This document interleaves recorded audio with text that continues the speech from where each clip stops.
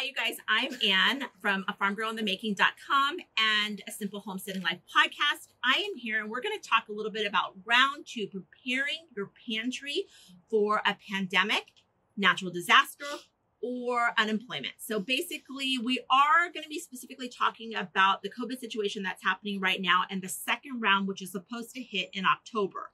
Washington State will actually be going back into lockdown in October from what they're stating. So we thought it would be best to give you guys some tips and tricks on how to stock a very secure pantry. And I have a special guest here with me that is going to be doing it with me today. And mind you, he's usually not here with me doing these things, but I'm so excited that he wanted to and was willing to participate in this with me today. So let's get started and let's talk about how to prepare your pantry for a situation that can arise and last for months on end.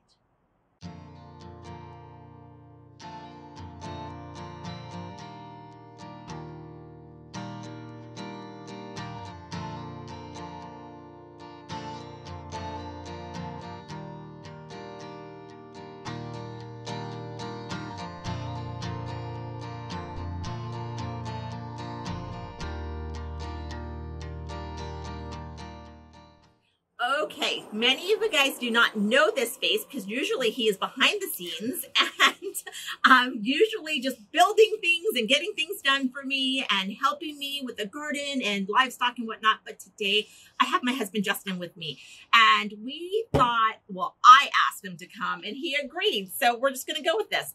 So we want to talk to you a little bit about what we experienced here at Ground Zero when the first round actually hit us. It was a shock. It was a shock. We were looking for, I don't even remember what it was in that moment of time. Do you? Rice, sugar, flour. Oh, well, toilet paper. Yeah. Well, we had gone looking for toilet paper. We needed to put toilet paper in the house and we couldn't find toilet paper. And so I said, what the heck? There's no toilet paper here. And Justin goes, it's because of COVID. And I was like, oh, no, it cannot be because of COVID. So I found the guy who was stocking the shelves and I was like, what's going on here? And he had filled us in and had stated it was, in fact, because of COVID. And so we started to quickly think and really react fast to what was happening. But unfortunately, at that point, many of the staples were already gone and we had stuff in our house. We had flour and we had sugar in the house and whatnot, but there were so many items that we were missing, right? So like just the staples of longevity, like things that we could not live without. Coffee was one of them. Coffee was one of those things that we could not live without. Well, I couldn't live without. He's done good without it, but I needed to have coffee at hand. So we thought that it would be good to give you guys at least time to prepare for October now. So we're going to go over some of the items that are here. But on top of what we're going to talk about here, just to keep that time frame short, a full detail of what we're talking about can be found on our website at afarmgirlinthemaking.com, and we will give you the link in the descriptions here. And we'll also be talking about this on my podcast, A Simple Homesteading Life, as well too. So make sure you check the descriptions so you can get a full list of how a sustainable homestead would actually prepare for situations like this. Now, we're a little bit more ahead of the game than the average suburban family because we do preserve our own food and we do raise our own food. But there are basic, dry, non-perishables that we need to have on hand at all times. So here we go. We're going to start with the non-perishables, right? Yeah, you're the boss. I'm the boss. He just got off work, so he's a little tired. So let's get started with this. Okay, so these are a list of the staples that which you should always have in your pantry. Many of these items, because a lot of you guys are coming over, are basically in the suburbs and cities. So a lot of you guys are not quite homesteading yet. But these are pantry staples that you should always have on hand. Items like salt and peppercorn and whatever seasonings you use typically. Yeah, the seasonings that you like to flavor your food items with, or if you're going to can and preserve with. The other thing, of course, the basics, the rice, the beans, flour, sugar. Powdered milk is always Oh. a good idea. Powdered milk. Yeah, powdered milk is a great idea, especially if you're not able to get out of the house or the markets are limited in the amount of people that come into them. Things like that. And then your everyday basics, your vegetables, frozen vegetables, canned vegetables in the canned good aisle if you're not preserving your own food yet. Other things you need to consider: coffee. We said coffee, right? Tea, yeah, things like that. So some of you guys, if you don't have the dried milk and you would rather buy the half gallons of milk and put them in the freezer, remember, once you thaw that out, it is not quite as good as it would be if it was, pre-frozen, but it is good to go ahead and use for baked goods and cooking with. So if you're buying milk and freezing it, it's not going to have the same flavor. So keep that in mind. That's why powdered milk is really ideal for things like making pancakes and waffles and baked goods, as well as for cooking with as well too, and for drinking. So we went ahead and we gave you just a sneak peek of all the basic items. You guys pretty much know exactly what you need to have on hand for something like that, but we hope that we can give you just a little bit more. Now, there are substitutions that you can make. For example, when you start to notice that things are running out in your market, like cooking oil, believe it or not, was actually gone. Some locations like Baltimore, where our friend Janet lives, actually could not get anything from the market, and she had to order quite a bit of stuff in. But if your area should run out of things, let's talk about the substitution list for things like that. Cooking oil, of course, there's olive oil and coconut oil. But if you're homesteading or if you have a butcher nearby, you can get pig fat and render down your own lard. It's actually much healthier for you than cooking oil. It's a nutrient-dense food item, and it actually absorbs in the body a lot better than cooking oil does as a whole. The other thing to think about is that if you don't want to buy yeast, because yeast was gone, wasn't it gone? Yeast was gone at the markets. And you can actually get a sourdough starter. I'm going to give you a link to purchase a sourdough starter so you can go ahead and make bread and biscuits and waffles and pancakes without the need of having flour, because flour is going to be one of the first things that is completely gone. But sourdough is one of those things that you can control. I'm also going to give you a link to make your own, capture your own wild yeast for sourdough and how to do that as well too. So don't worry if you can't find it or buy it. We're going to give you a link on how to capture your own wild yeast, and then you can actually get your own sourdough starter going independently on your own. Eggs. Eggs was out at our market for a little bit, not long, for just a little bit. But I think that they came back pretty quickly, if I remember correctly, right? Yeah, several weeks though. They were low, and they got really expensive also. Oh yeah, they did get expensive. I forgot about that. So that's right. They were like $7 a dozen at the market. $7 a dozen. So if your market is out of eggs and you're not raising chickens and you don't have anybody to purchase your eggs from, here's the thing. I'm going to give you some links on how to buy your eggs now and preserve them in a way that you can keep them for a little bit longer, at least have something on hand. It won't be in its fresh form, but there will be ways that you can preserve the eggs that you can buy at the market now. And then if you have your own chickens and are raising your own birds for fresh eggs, I'm going to give you a link, a long-term link as well too, on how to preserve eggs long-term in their fresh form. So we're going to talk about that. So if you, instead of wanting to buy pasta at the market, because, people like to buy pasta, it stores great long-term, I'm going to give you a recipe for egg noodles that you can actually make at home. And it's going to be a lot better for you guys in the end as well too, when pasta sells out on the shelves, because Refresh Me, was pasta one of those things that was gone as well? Yeah, pretty much all dry goods. Okay, there you go. All dry goods was gone. I don't have the best memory in that. Sorry. On top of that, bottled water was gone. Like without even a hesitation, bottled water was gone. So we're going to give you a link for a filtration system that you can actually purchase. It's not my link in any way, shape, or form, but you guys should always have an alternative plan in place when something happens and you need some bottled water. Or water in general as a whole. Okay, so these are substitutions that can be made. I mean, normally not too many people will use lard or duck fat in cooking as a cooking oil, but those are the healthier options than cooking oil as a whole. So this will all be on the website for you guys to review, so you don't have to remember anything or take notes. But I would truly, really, really suggest that you really think about more natural fats than a vegetable oil. in preserving and long-term. And again, you can get a lot of these items from the butcher and make your own. So we're going to move on to the next segment for what we really think that you should actually have in your pantry as well too. And my co-host is just really talkative right now, so just hang in there. Okay. All right, so the next segment we're going to talk about is storing fresh food items. And yes, you can store fresh food items even if you're not growing it yourself. It may not last quite as long. However, it is an option for you guys to get through at least a month, if not 2 months, of something running out. You know, how many times have we seen the market get something pulled because it has E. coli or salmonella on it or anything like that? So this next segment is about these items that you can actually purchase or grow and keep long term. Now, tomatoes are a big staple on our property.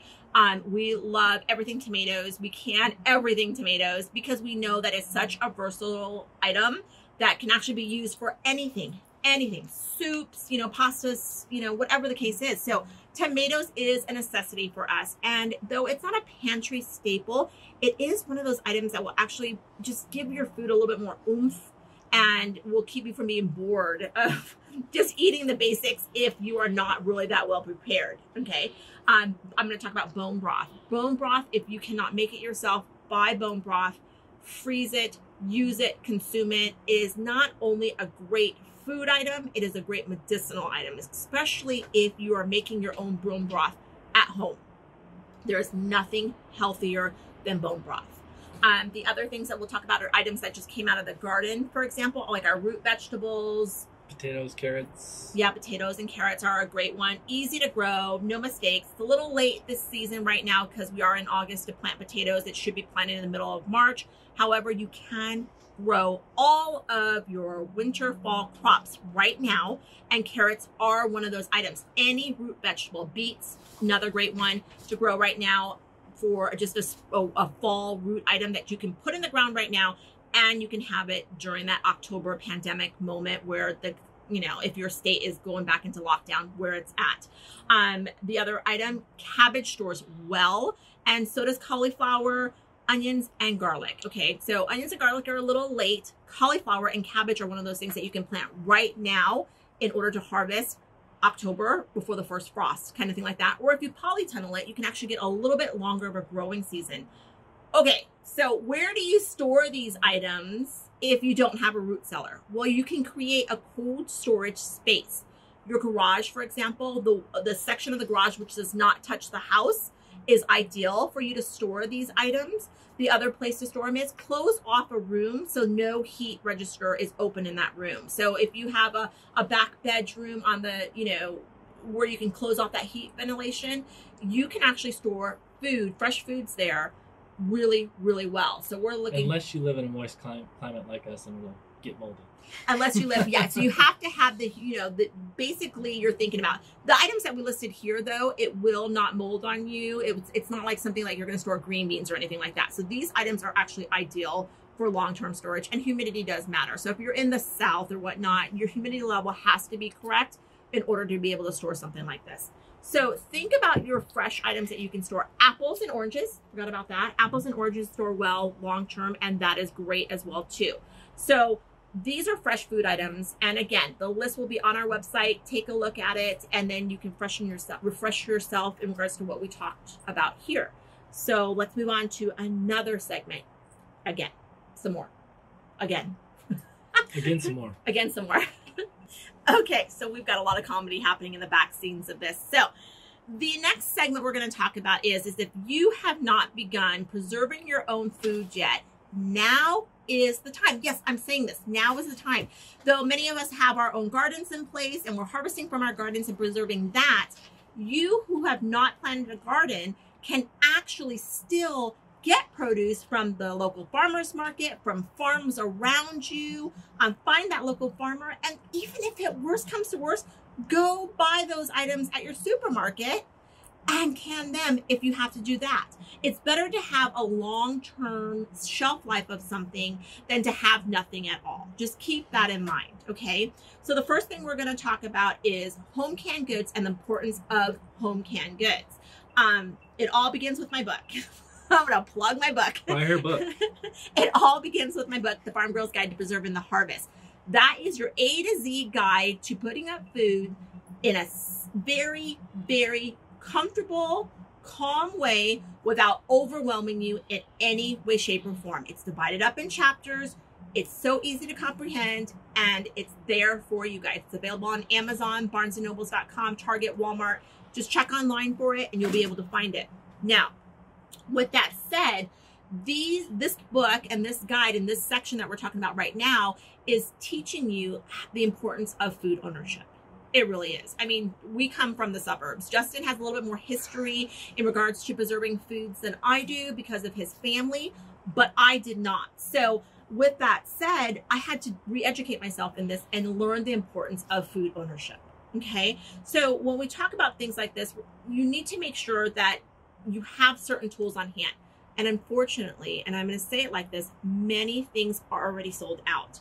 Hot water bath canners, for example, are sold out, but you can grab a steam canner. I'll put that link in the descriptions. It processes high acidic food items, much like a hot water bath canner would. Or grab a pressure canner. A pressure canner does both. Cans low acidic food items and high acidic food items all in one. And when I talk about that, we're talking about if you were to go to the market and buy a can of green beans in the canned food aisle, a pressure canner would be able to do the same exact thing for you as well too. Okay, so that's something to think about. The other thing I want to talk to you about real quick is canning lids are actually sold out in a lot of locations, as well as canning jars. And that's a really tough call. And unfortunately, if you were not prepared for that, there are secondary options in which you can go with. You can go to your local thrift store and try to buy canning lids from there. We've bought canning lids from thrift stores, jars, canning jars from thrift stores. We have bought them off garage sales, Craigslist. We've got them off Craigslist. So those are, alternative places that you can get them at this moment in time. Unfortunately, the lids are a one-shot deal, but guess what you can buy in place of them? They're called Tatler lids. Those are reusable lids, and they have been around for so long, and people are still using Tatler lids now.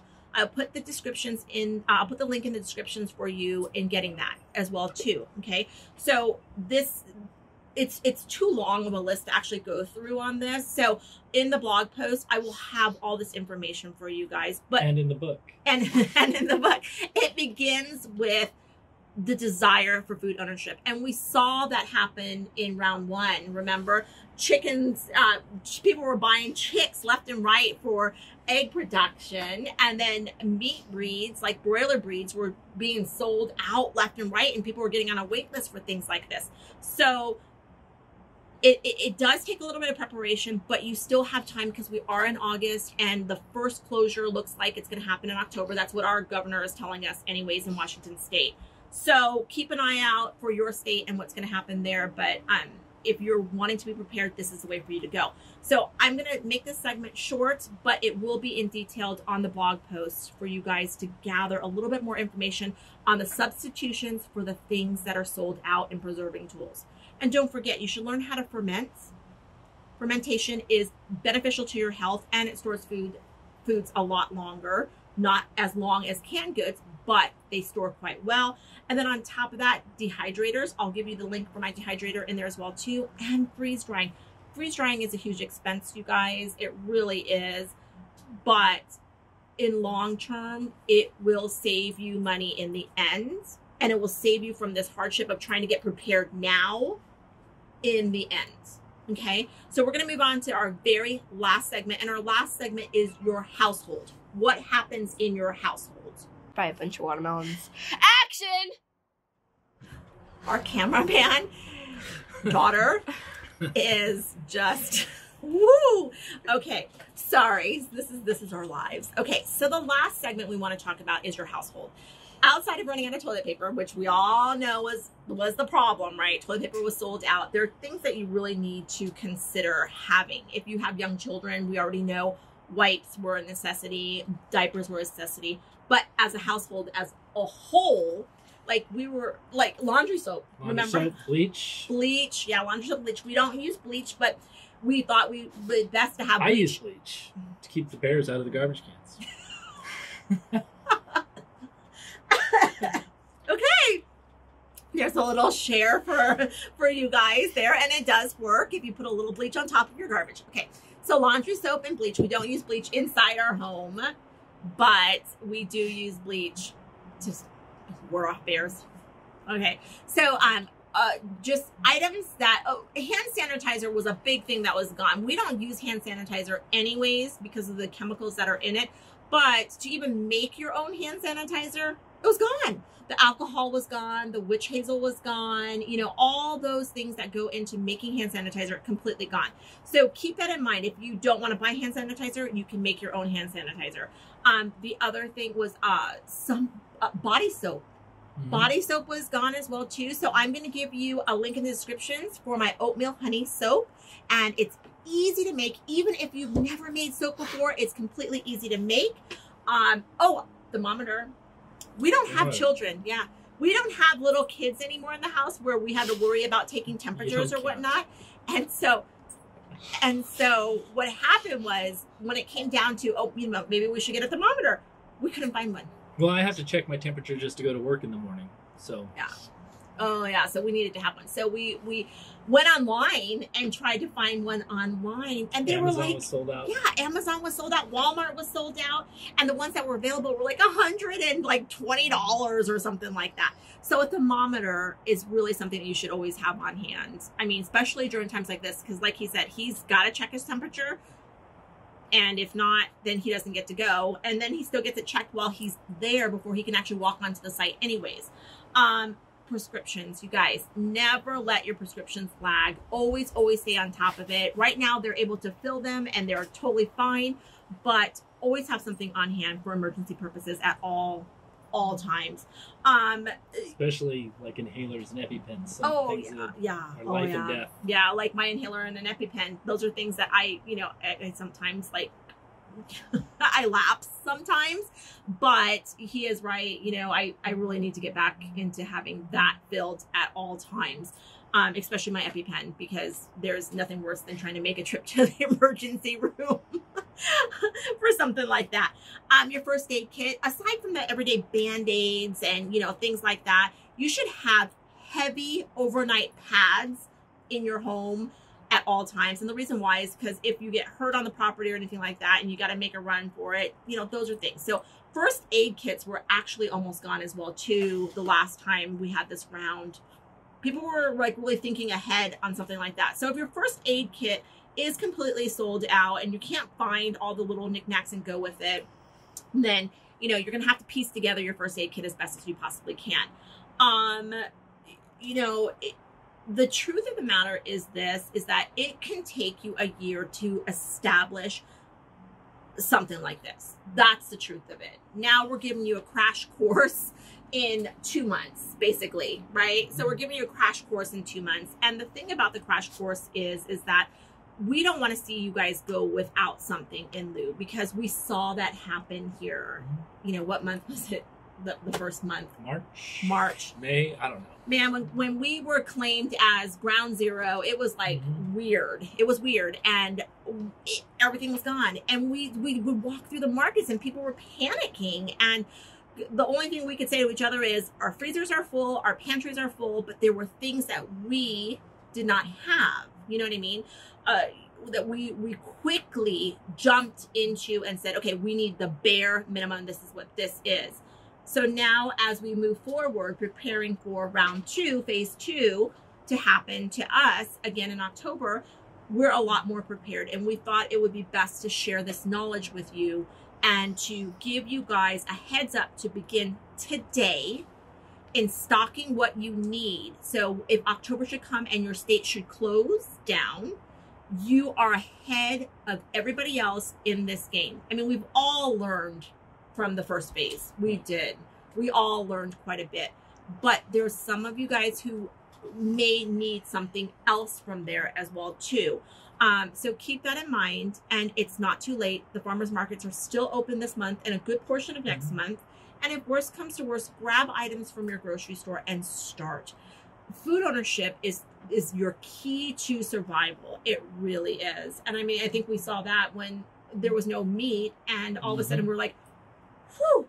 If worst comes to worst. Well, that's to one thing we never have to worry about. We always have plenty of meat in the freezer and running around on the property. Oh yeah, absolutely. Absolutely. And many of you guys can't. So our tip to you is if you're not raising your own livestock for meat purposes, you have got to find your local farmer in your area or contact your butcher in your area and figure out how to get these items. It's important. And it's not just about pandemics. I mean, we live in earthquake country. There's, at any time, our infrastructure could crumble. We couldn't get to the grocery store. So it's good to be prepared for all kinds of things. Or even unemployment. We live in an area that if Boeing or Microsoft gets a sniffle, all of a sudden all construction jobs shut down or really minimize and only few are running. And even, at that point, unemployment check goes to pay your mortgage and you've got to have a backup plan for your food source to come in. So this isn't just about a pandemic. This is about overall preparedness for anything that should happen. Like Justin says, a natural disaster, unemployment, Civil unrest. Civil unrest. Yeah, he had to say that. It happens. It's going on now.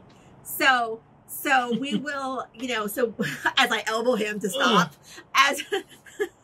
so we hope that this actually will help you out. And don't worry about it. This full list is going to be available on my website, farmgirlinthemaking.com. And with that said, on my podcast as well, too, Simple Homesteading Life podcast. And we will go over this. You guys can just check off everything that you have. Take inventory of where you're at on this list. And if you need to add to it by all means. Everybody's home is different.